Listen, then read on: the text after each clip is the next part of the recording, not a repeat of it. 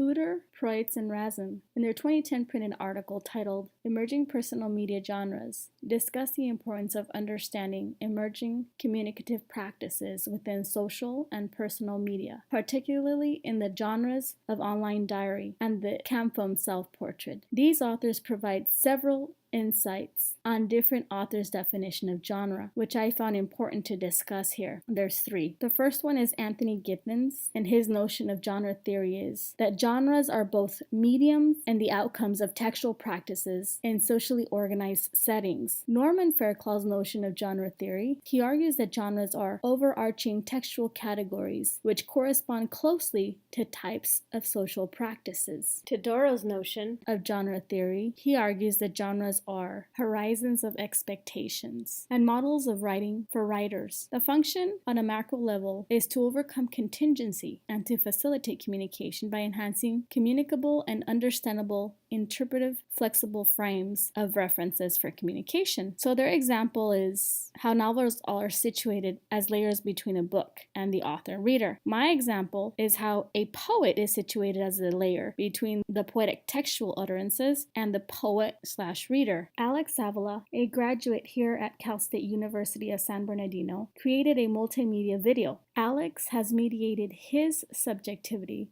through digital means as a layer between his poem and the reader.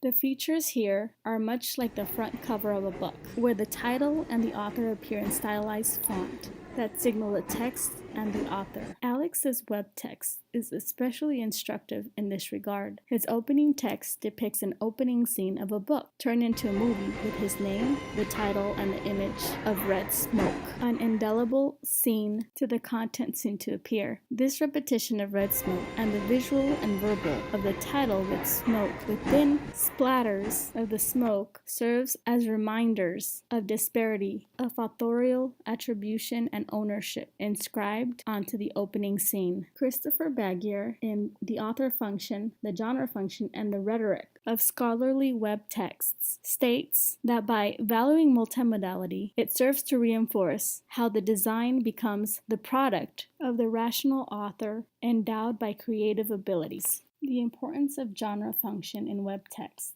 then is as Rick Carpenter, as quoted in Bagier, writes, "We can use genre theory to define texts by what they do and how they're used, rather than what they are. Genre is a useful alternative because it allows us to move beyond the author function's focus on text with a high cultural status in order to account for the rhetorical effects of formal, ideological, and verbal and visual elements in scholarly web texts. And in my understanding, for webness purposes, it's also applicable to multimodal video." Shall overcome.